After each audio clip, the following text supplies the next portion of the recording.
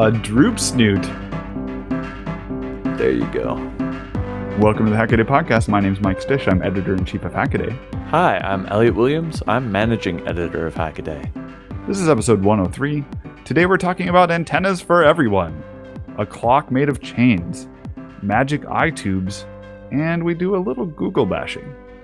It seems like there's a lot of news with Google in it this week, Elliot. I think the first one that comes to mind is the shuttering of Project Loon, which, if you don't remember, was a giant balloon-based cell phone connectivity, LTE connectivity project that sought to patch holes where there was not cell phone access and also be deployed in times of natural disaster.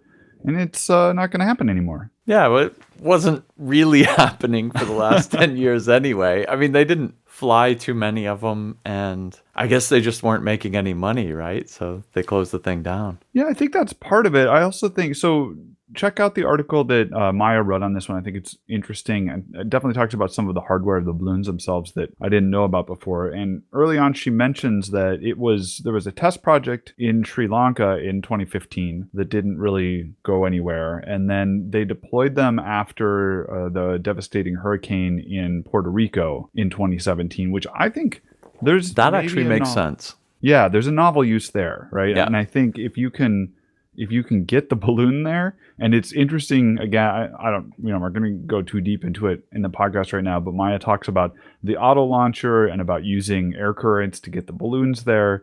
There are some major challenges to it, though. Like, for instance, the balloons would only stay up for about 5 months. Right. Which is more than I would have thought, but it still means every 5 months you're like putting your whole package back up into the air, and that adds up pretty quickly.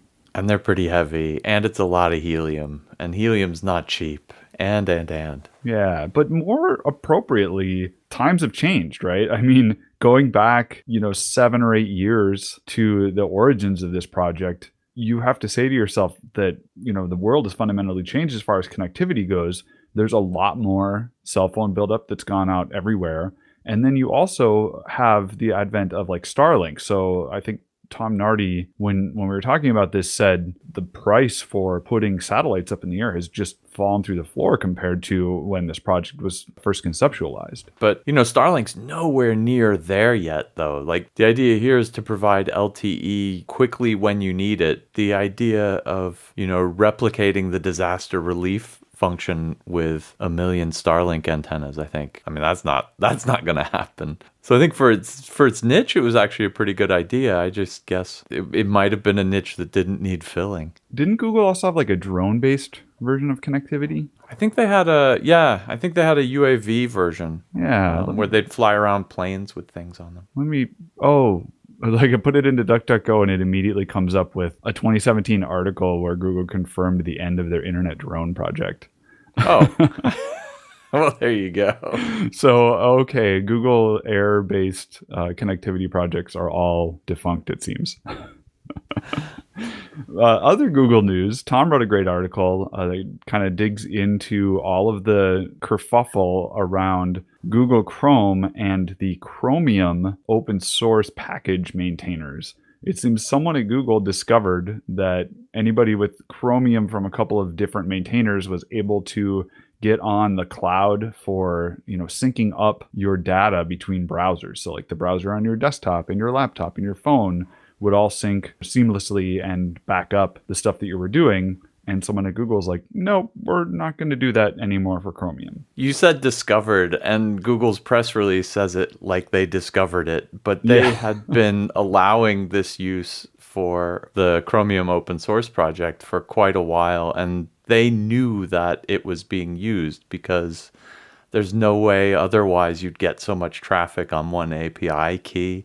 For instance, that's disingenuous, and they put the shiv in the back of the open source browser community here. Yeah, I phrased that wrong. I'm sorry. I did not mean that Google discovered that somebody was doing this against the rules. I mean, there was a clear agreement to this at the beginning. I'm thinking of it more from Google internal politics wise, I think someone who was unaware that this was going on at Google found out and was like, why are we helping out the competition? That's ridiculous. And it's just kind of sad because Google and Chrome, the browser, and Chromium, the open source version of that project, had somewhat of a good relationship for many years. And this was really abrupt. I'm surprised that, Google didn't go to these package maintainers and say, hey, we want to end this. We don't want to do this anymore. Like, how can we make this work on your end too?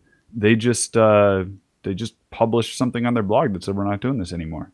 Yeah, that's true. And Tom points that out in his article about it, is that the people who use Chromium, the browser, can switch over to Chrome or they can download another copy. But the people who are really hurt by this are the people who were working on Chromium pro bono, open source, for free, just to help the community. And then all of a sudden, Google sticks it to them.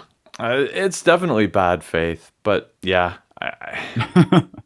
without doing too much Google bashing, they removed "Don't be evil" from their mission statement in 2014, and they're too big to be stopped. What are you going to do? They can do whatever they want. Yeah, and to be fair, the browser can still exist. Oh, sure, the browser works fine. You just can't sync it with other browsers. Sync features, yeah. But this is the sort of typical monopolist play where they want you to use only their stuff so that they can keep collecting data on everything you do, right? And so they want you to use it on your laptop where you're running Linux as well as on your cell phone. And they're using this as a wedge to force you to change over. Yeah, I gotta say, I stopped using Chromium because of the memory leaks were so bad. Yeah, well, that too. I went over to Firefox. It's been much better, and I've been happy with that. Actually, one of the things that I never used before that I've been using lately is Firefox. When you click the share button, it has the option to send the current tab to your other devices. So if you're reading something on your phone and you want that on your computer, you can just click share and say, send to my computer, and it works. That's cute. I like it. Well, let's jump right into the hacks today, Elliot. I'm starting off with one called Fixing NRF24L01 Plus Modules Without Going Too Insane. I love that article. Emphasis on the too insane. Yeah. We talk about these all the time. These are super popular 2.4 gigahertz links. They're really inexpensive and easy to get up and running, and you see them in a lot of different projects. There's a bunch of different open source projects that use these, and there's a lot of good tools, but just in general, they work okay. They're cheap. They're awesome. I love them, actually. But yeah, so they work great unless you get a batch of them that doesn't work great. And then what do you do? I would say a lot of people just chuck them, which is unfortunate. But if you are necromant, you don't just chuck them. Instead, you go down the rabbit hole. You set up a test rig that involves having a base station with known good modules in it, pinging out to your test modules and asking for an ACK packet back, and then logging that. And the best part of it is it turns out that there's a capacitance problem on the PCB antenna on this. And so to troubleshoot that, you put your finger on it, and if it fixes it, then that means you have the wrong capacitor. And then you try a 1 picofarad capacitor, and you put your finger on it. If that fixes it, then you need a stronger capacitor. And you keep doing this until putting your finger on it makes the packet loss worse. I love that as the metric for when it's right, is when adding stray capacitance makes it worse. Well, it was right.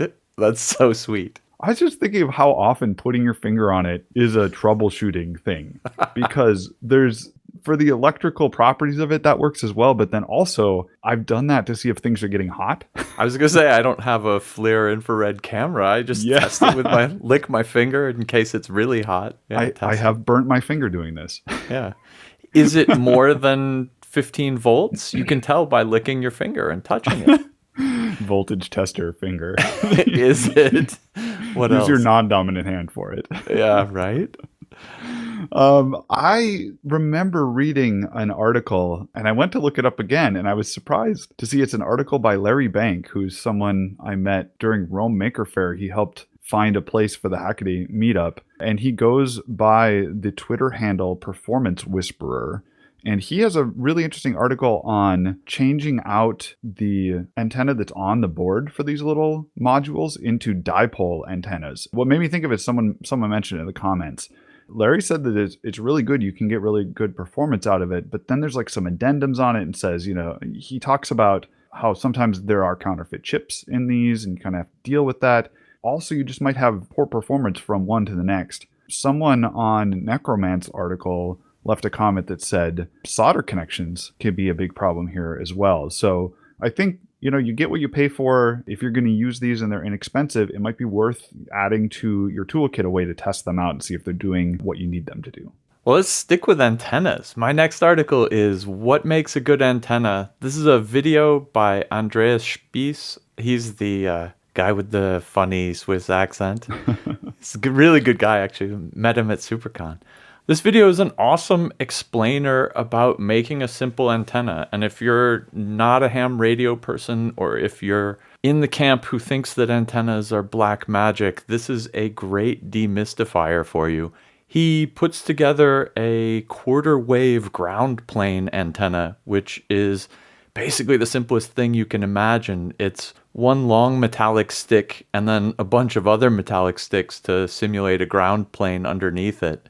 He does these with aluminum welding rod, which is an awesome source of thin, straight 2mm metal if you ever need it for anything. I actually bought some for reinforcing airplanes recently. He's using this antenna for weather balloon tracking, so it kind of needs to point up into the sky a little bit, but it mostly needs to be able to pick up things far away.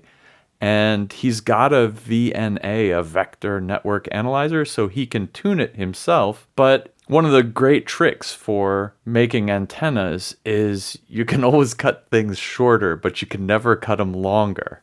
So you start out with your antenna a little bit too long, and you can tune it by like snipping it shorter and shorter until it works out to be just the right length for you. He does that in this video and then discovers by tuning it super carefully with the VNA that it ends up at exactly the length it should have been anyway, according to the formulas. I like this one because I just read an article write-up by Mark Andres Denny over on Hackaday.io about an active GNSS antenna. It's basically a GPS antenna that's a quadrifilar helix antenna. Oh, yeah. Which looks awesome. It's beautiful. But I thought it was interesting the modeling that was done and then the testing to prove that that modeling was right of the prototype used the nano VNA as well. I looked at that one for a while and I kind of looked at the Smith charts that were being put out by it and didn't really understand what was going on there. But Andreas goes into that in a lot of detail and tells you exactly what you're looking at, what it means, which I thought was quite handy. You know, some of those super simple, super robust antenna designs are what you want. And it's funny because you just talked about Larry Banks' hack on the NRF24s, and he just puts a little dipole on there. I would say if you don't know antennas, those are like the two antennas you need to learn and play around with, is the cheesy little 2-wire dipole and the quarter wave ground plane, which is, a stick and something that can serve as a ground plane. Here it's 4 different wires. These are both incredibly versatile, and for instance, you get a lot more performance. I have some NRF24s kicking around the house that have dipoles on them. I've got one of those 433 megahertz socket controlling transmitter receivers. I guess we control a lot of our home automation with it, and I just put a little dipole on that thing instead of the little funny coil of metal it has, and it reaches easily down into the basement. Ben Krasnow has a new video out, and it is about a mouth controller, which is something I'm very fascinated with. Of course, the Byte controller won the Hackaday prize back in November, and that was a really novel design. I like that one. It was inside of an adult size pacifier silicone shape, which is a cool way of doing it. In this case, what Ben wants is he has a friend who plays guitar but doesn't have the use of his feet to deal with the pedals. And so Ben's trying to make a guitar pedal that'll go into your mouth. Of course, guitar pedals often are potentiometer based, and so the position of the pedal between like full up and full down is really important. And so putting something in your mouth, you can't just like click something on or off. You need to be able to feel like where that is. And Ben goes into, in normal applied science YouTube fashion, all of the different iterations that he went through on this. I really kind of balked at the first design he had. I don't know if you saw it, Elliot, but it's like a 4-bar linkage style thing that goes inside of your mouth. I'm like, that is so complicated. And that, of course, is not the one that Ben ended up dealing with. The initial thing that he thought of is just using an air bladder or like a liquid-filled bladder. But he says that you really don't get granular control with that. It's really hard to tell where you are between full open and full closed. And so what he ended up with is a really clever mechanism that just uses a bunch of ramps so that you can apply pressure to any part of this kind of like thumb-sized actuator, and it will always go open and closed throughout the length of it. You know, it won't like go angled to one side or the other. And then that translates to a linear potentiometer motion. And that was a neat part that he cut open and showed you. And it's something that's just available from parts distributors. So check that out. I thought it was really awesome. But for me, it was, of course, the material science stuff. Ben has the coolest adhesives in this one. And one of them is an adhesive for sealing up 2 pieces of already cured silicone, which I think nothing sticks to silicone, so that's interesting. And then the other one, which we'll talk about in a minute, is a UV adhesive. Yeah, well, silicone sticks to silicone, right? So you can always glue it that way. Well, it just makes me think of like bathroom silicone. You're supposed to take it all up before you put new stuff down because it won't stick. Oh, and because it's gruesome. Yeah. I mean, the reason you're taking up your bathroom silicone is not because it's... Not because well, I mean, it's also because it's hard to stick to it, but it's also because you don't want to just bury that mold, son. Yeah, okay, good point. Man, that's on my to-do list. Grr. The trick that I really loved seeing here is the UV adhesive that Ben uses for, I guess it's for sealing the mechanism inside of the silicone, but I might be wrong there. At any rate, I know that it's used in manufacturing. And actually, now that I think of it, that was one of the things that won a challenge for the Hackaday Prize in 2020 was a UV curing wand. But Ben just pulls out some Loctite AA3311 and then uses a 405 nanometer UV laser pointer to cure it. And it's like rock solid in a couple seconds, which is incredible. I don't know if you remember, I was playing with Bart Dring's pen plotter, his little mid-T bot last year, Elliot. I hinted on the show that I was going to be doing something and everyone was going to be excited about it. And I never finished that project, but I had ordered a 405 nanometer laser pointer that I was going to attach to this thing. And then I have like sheet phosphor film, like glow in the dark film. And I wanted to write on it, but man, it is just bouncing that laser off of that. And even though I got one that's supposed to be spec'd that's safe for the eyes, I'm like, I'm not building this thing. It just feels too dangerous. You don't need much power on that thing to make glow paper glow up pretty well. Yeah, it glows like crazy. And I think the problem is that phosphor film that I have is glossy. And anyway, I digress. At any rate, like the day after I watched this Ben Krasnow film, I was over on Twitter and I saw Ted Yapo was fixing his ThinkPad keyboard. There are those kind of stabilizer wires underneath the space bars. Kind of, they reach across the whole width of the space bar. And the plastic hinges underneath the key that hold that broke off, and he just wrapped it in like some copper wire, and then that makes a tube or a pivot point for those stabilizer bars. And he used UV curing resin or UV curing adhesive to adhere it to the underside of the key. And I just looked at it, I'm like, this is a hammer looking for a nail, but it's really like every time you need some glue, if you have some of this around and you have a laser pointer, it is going to be useful. That's a good idea because I have some of that stuff and it comes with like a little LED that supposedly puts out some UV, and it puts out so little that it just never cures. Your best bet is to take it outside in the sun and cure it out there. That's a weird glue. Like, it's a glue where you can't glue two surfaces together because you have no way to get the UV in between them, right? So it's a glue that's good for glomming stuff on the outside of stuff, right? Or glomming edges, stuff, right? Yeah, edges, or I guess things that are transparent to UV too. But, I hadn't thought of that. But like if you ever want to glue, like a broken plastic toy together, it's exactly the wrong thing because it won't harden inside the joint where you want it to. And it stinks. Stuff frustrates me.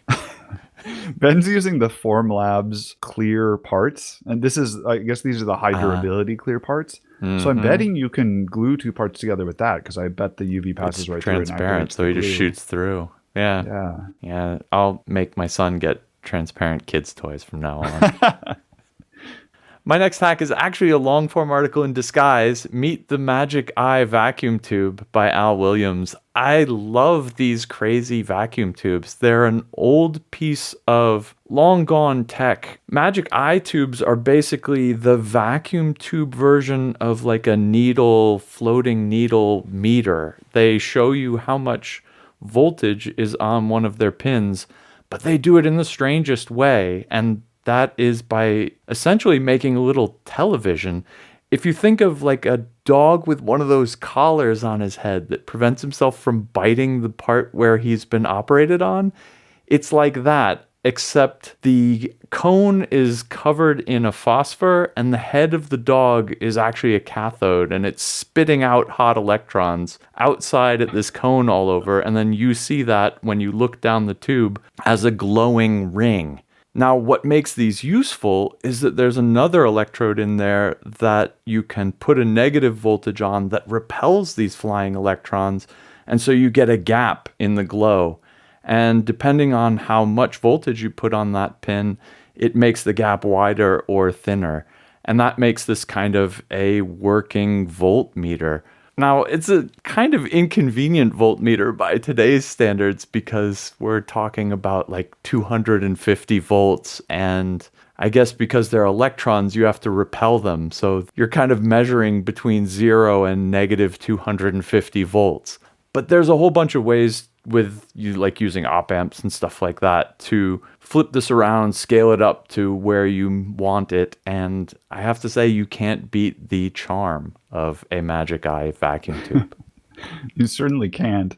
It certainly threw my mind for a loop, though, when Al puts us back into the time period and says that these were brought up because they were looking for a less expensive alternative to a physical needle. Right. And I just can't believe that with all of the labor that goes into making a vacuum tube, that these are more economical or were more economical. Well, I guess they're faster and they don't wear out, and they've got a whole bunch of the kind of electronic advantages over that, needle meter. Although, to be honest, I have a bunch of those like floating needle ammeters that I use all the time, and they're great because they're so slow. Like they kind of average out really quick voltage spikes, and so Right. if you're looking to see how much current a stepper motor draws when it's running, if you try to do this with your digital meter, you've got a 50% chance it samples when it's running and 50% chance it samples when that phase isn't running. So you either get something too high or something zero, but these like slow crappy meters just like smooth it right on out. Anyway, I digress. The point is, Magic Eye tubes are really cool, and I'd love to see more projects with them. I guess I went digging and found a couple. One of the coolest is a Magic Eye spectrum analyzer. And this one makes use of Magic Eye tubes that instead of having that conical dog collar round head, have a long stripe and it gets blanked out in the middle. So it kind of, I guess you have to imagine a strip of green phosphor with a little gap in the middle that gets wider as the voltage on it is increasingly negative. Anyway, someone made a whole bunch of these into a spectrum analyzer, and you should check that out in the show notes from way back in 2013.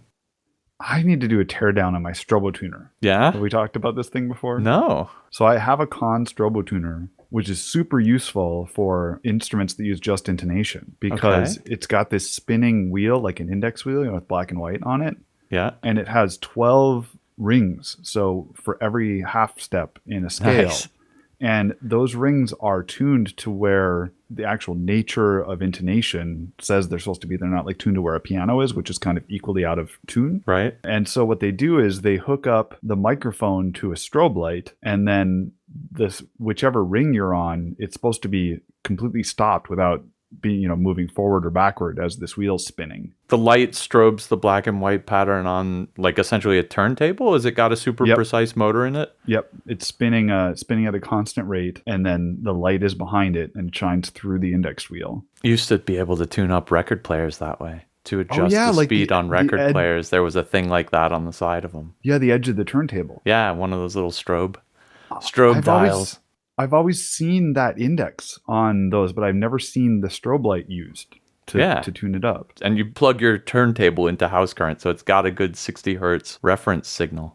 So it's a piece of cake to make those things. That's cool. Learn something every day. Yeah, nice diversion, dude. Let's move on to a clock. And I like it that, Elliot, you're making bets behind my back of which things I'm going to pick for the podcast just because it's a cool clock. But in this case, it is a totally cool clock. I'm glad you won your $100, by the way.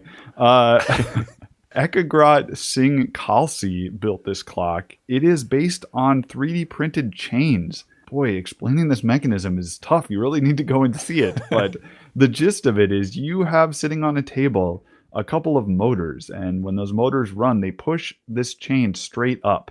And the chain is made so that it doesn't bend on its own. It'll kind of hold its position. And so as each link comes up out of the base of this thing, there's a little arm that will push it to one side or the other, or let it just go straight up. And what it ends up doing is it forms the curves or the angles that you need to form the number 0 or the number 4 or any of the numbers between 0 and 9, actually. And this forms the entire clock.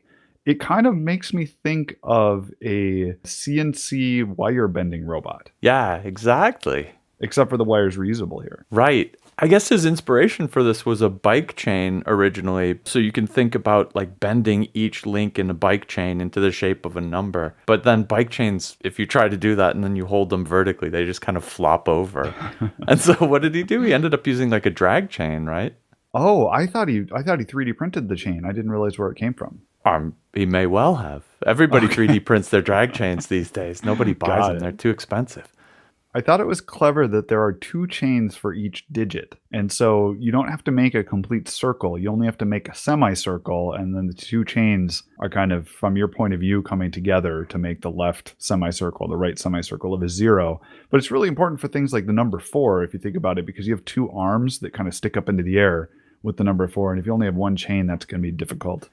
I was delighted to click through and find out that we have seen plenty of Ekagrat's clocks before, and they're awesome. So one of my all-time favorites that we've talked about on the show was the sequin clock. If you remember that one, that used kind of a stylus to turn some fabric that had 2 color sequins on it to either the blue side or the red side to trace out the number in there.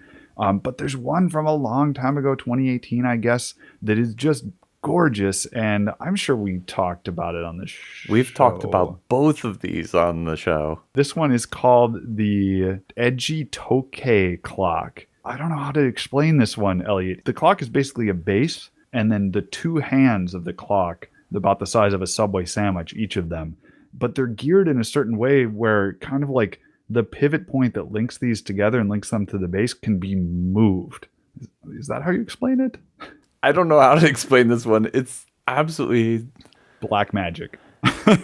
Right. It's as if it were floating in midair almost. But yeah, no, it's the craziest clock. Yeah, go look at that one. So amazing clock builder. Where does he get such marvelous ideas? All right, last up, from whimsical to even more whimsical, when appliance hackers hit the music scene. This is an article covering a lot of work by the Japanese band Electronicos Fantasticos, with an exclamation point at the end, which is headed up by artist and musician Ai Wada. These are just a collection of crazy and fantastic musical instruments. I guess we'd covered their barcode scanner before. It uses the repeating black-white patterns of, like a barcode, feeds it into the barcode scanner, and then feeds that into an amplifier. So if you have wide stripes, it makes lower pitches, and thin stripes, it makes higher pitches. And you can sweep it across the barcodes to change how quickly it changes the pitch. There's some lovely effects you can get out of this, and there's a great video with 2 artists wielding barcode scanners just scanning drum beats. But then this is the rest of their crazy instruments, and they have a certain similar style. They all kind of exploit the physical repetitions of things in the real world to turn them into sound waves. And so you see things like an electric fan harp, which has like a standing fan with those, typical big fan blades that have a bunch of holes cut in them.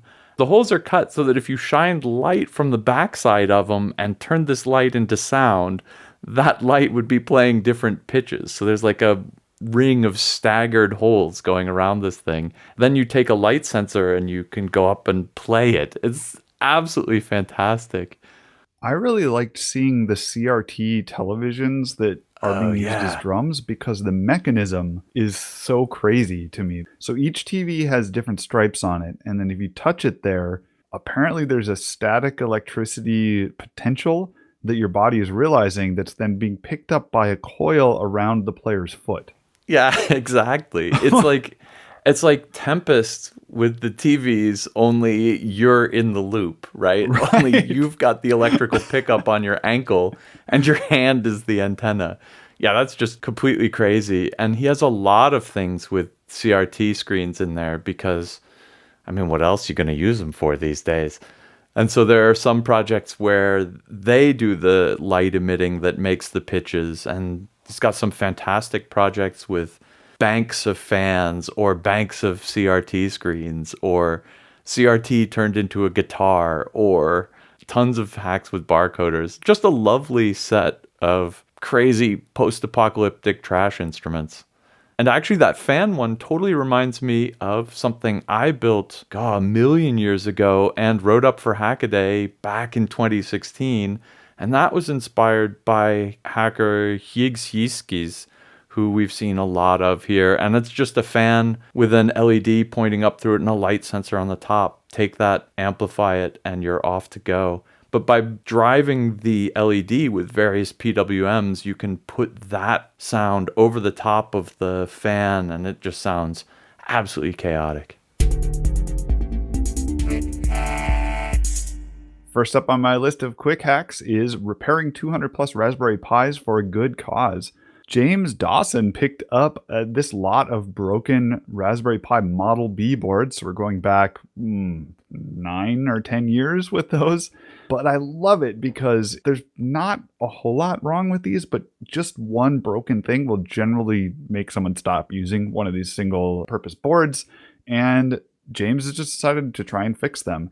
After building a test rig to figure out which ones boot and which ones don't, what might be wrong with them, he ends up finding that out of the lot, there are 30 that have broken SD ports. There are 14 that have a broken USB connector. Most of the time, the connector's just completely been ripped off of the board. And there are 10 that the filter caps, which kind of are the can type that kind of stick up from the surface mount, have been broken off. And so a lot of those are pretty easy to fix. One of the most interesting things is there's 60 or 80, I can't remember, that they won't boot at all. And those are being used to swap out broken Ethernet chips to see if the rest of the boards can be made to work. Next up, Quinn has made a collapsible pattern projector. This is a really interesting idea. It makes me think of the story we covered a month or so ago about someone in a hackerspace who wanted to sort out drill bits and wrote a Python script in order to show them where to put the drill bit in the drawer because there are all these little cubby holes. Elliot and I talked about using a downward pointing projector in order to highlight exactly where you want. This is the same sort of thing, except what Quinn is doing is doing pattern cutting. And so what you normally do is print out the pattern on paper, cut it out, put it on the material that you're cutting the pattern out of, and use that to trace around or cut around. In this case, you can just take a projector that's mounted on a ceiling, put a 45-degree mirror in front of it, and it projects down onto the table surface. In order to register the points, the scaling of the document itself is being very precisely done so that what you see on the table is the same as what you plan for on the computer screen. And finally, we have a deep dive into the chemistry of Retrobrite. This is a paper written by high school student Salty Pretzel about the actual chemistry that goes into using Retrobrite. If you're not familiar with it, this is a concoction that you can mix up and then soak your old plastic parts in. Oftentimes, this is retro computer parts. And if you look on the top of this article, this is an actual photograph of an old keyboard I have sitting around with disgusting keys because it used to be next to a window where the sun was shining on it. So if you want to find out what takes that yellow out and turns it to a nice light beige that is so desired, this is the paper that'll explain it. All right, my 3 quick hacks this week start off with low-cost metal 3D printing by electrochemistry. This is kind of the summation of a lot of research by Billy Wu. You all know how to electroplate things, right? You take one metal and another metal and you put them in a solution that transmits a little bit of electricity, and you put voltage on either side and the metal migrates across the liquid. That's exactly what's going on here.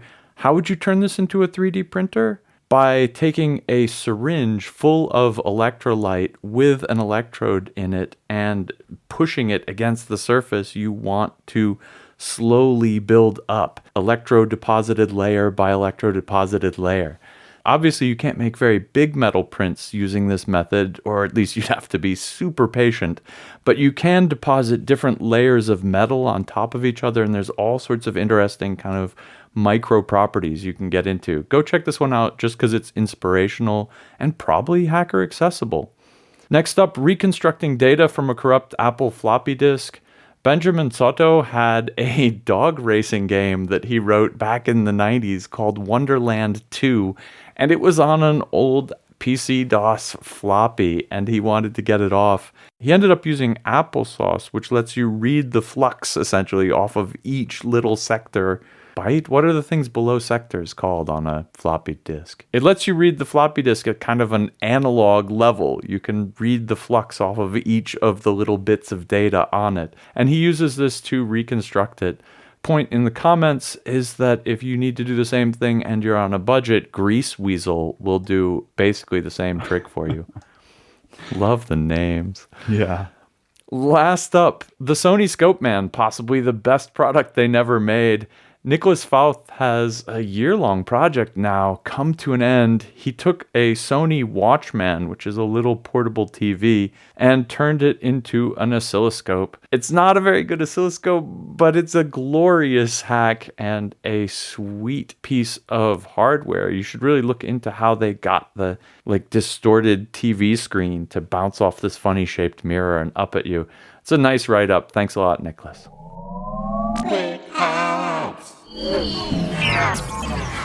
It's time for our Can't Miss Articles of the Week. This is the long-form content written by excellent Hackaday writers, and this week I picked Jenny List's The Politics of Supersonic Flight, the Concorde.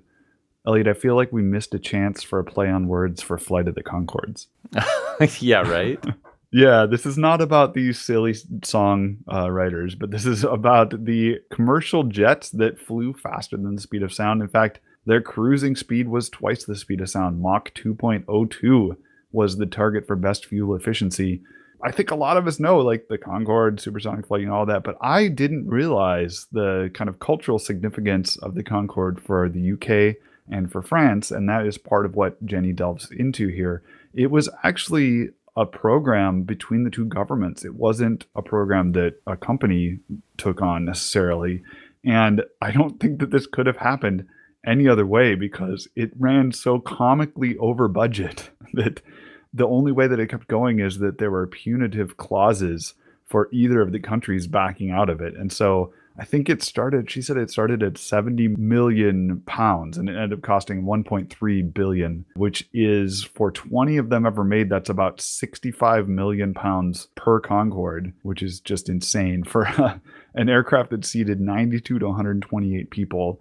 And ended up costing about $8,000 in 1997 money. That's and this is US dollars. That's about $12,900 US dollars by today's standards. Well, you got to cut them some slack here because they came up with this crazy idea in the 1950s when supersonic flight was barely even possible, right? And so then, 20 years of development, planes coming out in the 70s, it still was groundbreaking, right? Like... It flew as fast as fighter jets of the day, except it flew with not just one dude and some weapons, but what did you say, 100 passengers? 92 to 128, depending on the come the on. layout. I mean, that's pretty awesome. Yes, it went over budget. You could totally believe it. The thing burned fuel like beast. This is the part This is the part, she doesn't even mention this in the story, but this is what really killed the Concorde, was not that it had a crash or that it was subject to fractious French British relations, but just the fuel costs for running this thing are so crazy because it went so darn fast. But I think you have to say, as an engineering marvel, it's incredible. And do you know the nose, the Concorde nose? Yeah, that it's got hydraulics to bend it down. Which is called a droop snoot. A droop snoot. That's the droop snoot. And why does it have the hydraulics to bend it down? Because the pilots can't see the ground when they're landing unless they drop the nose down. So it has to be angled up so that it can go supersonic. But then when it gets to the ground, the pilots have to be able to see. So they bend this nose down out of the way it looks like something out of Spy versus Spy. Anyway, I just had to say droop snoot. Well, and Jenny didn't delve too much into it, but I know when we were talking about the article before she started writing it, that she said it was kind of like the UK didn't have a space program at the time. And this was the space program that everybody could get behind because it was the high science and engineering that were going into it. And so to me, looking at this hugely over budget project, I think you have to temper it with the fact that it's not necessarily just a money-making endeavor, that you built up a lot of industry and you attracted a lot of talent to work on a program like this, and that's good for other things happening in your economy. Yeah, it's a research project. You have to also say it's probably also as military spillover, and right. Does make you wonder how much of that money is black money that's covered up by the Concorde budget. How much of that is like $900 hammers, you know? Oh, yeah. Well, I think we're going to stay away from that conspiracy theory today. But you make a good point. Jenny does mention the prototype aircraft first flew in 1969. And so, like you said, if you're envisioning it in the 50s, and then by the time you get to production aircraft in the oil crisis of the 70s, like it's just a completely different place. It did cut off more than half of the trip. Like a New York to Paris leg on this was 3.5 hours, where the average was 8 hours at the time. And that's incredible. But, you know, you also look at it through the lens of climate change. And I mean, it's just a greenhouse gas producing engine, right? I mean, yeah. So it's sad. I don't know if we'll see. I don't know. What's your feeling on the future of supersonic flight for your common person? I don't know. There are a couple companies working on commercial supersonic flight now. I guess they've figured out, you know, more and more efficient engines. But like if you look at other airplanes, the future is running these just gigantic turbofans that are A, quieter, and B, more efficient. I think we've just turned our engineering goals away from speed at all costs and toward, you know, kind of reliability, sustainability, and less noise when you fly over populated cities. It's an interesting thing to look at because, you know, if you're talking about like the bigger, you know, more butts in the seats aircrafts, you got to talk about the A380. And that's been nixed. Like they're not going to make those anymore. At least I think they're not going to make them anymore, right? Didn't they announce an end to the A380? Oh, I don't know. Giant. Yeah, the big giant, what is it, like 800 people? Yeah, they're awesome. Yeah, they're crazy. I taxied past one once and I was just in awe of it. Planes with an upstairs and a downstairs, and actually another downstairs with an attic and a basement are awesome planes. So, and even, you know, the wide body planes are not, I guess they don't feel dominant. I still see some of the narrow body planes like the 767s are still on a lot of those international flights. I don't know. Part of me says, like, do we really need the supersonic planes, right? Especially when you're talking about a fuel efficiency hit. But I guess the same thing could be said for airplanes versus like seafaring vessels, right? You could put a lot more people on a boat and probably burn a lot less fossil fuels than you do on planes. I guess citation needed for that one. Yeah, right? What were we talking about? I don't know. Biking to France, I think. Biking to France? Yeah. Paddle boating to France. Yeah, exactly. At any rate, the Concorde, of course, is no longer flown. This is a great retrospective look at it that talks into some of the things that led to its development, but also talks about a project that took long enough to finish that the world had changed by the time we got to the end of it. Very interesting read. All right, my can't miss article this week is Joshua Vasquez's Cable Mechanism Maths Designing Against the Capstan Equation. And this sounds a little bit nerdy, and well, it probably is. But if you're going to do any mechanical designs that involve cables, this is absolutely something you need to look into. And Josh has built a couple really neat kind of mechatronic things, including some like crazy, I don't know how many degrees of freedom tentacle robot devices that are completely reliant on his ability to make push-pull cable mechanisms work and work while they're bending. And that's what I guess he's talking about here. The capstan equation is an equation that tells you if you put a cable around something, like around a turnbuckle or through a bending cable sleeve, how much force you have to put on it to make the other end move. And it turns out that all it depends on is how much turning you're doing, so the kind of cumulative angle of the turns throughout the cable's path, and the coefficient of static friction, the friction between the cable and its sheath, or if you're wrapping it around a pulley, the cable and its pulley. Anyway, it's a really neat article because with one simple equation, he kind of made a lot of things make sense to me about problems I've had in the real world. And he poses some really good solutions too. I'll talk about those in a sec. What do you think about this one? Too nerdy? Too mechanical engineering-y? I hadn't thought about before. You think of Bowden cable, you think it's like a mechanism is completely encased. You can do anything you want with it, with impunity.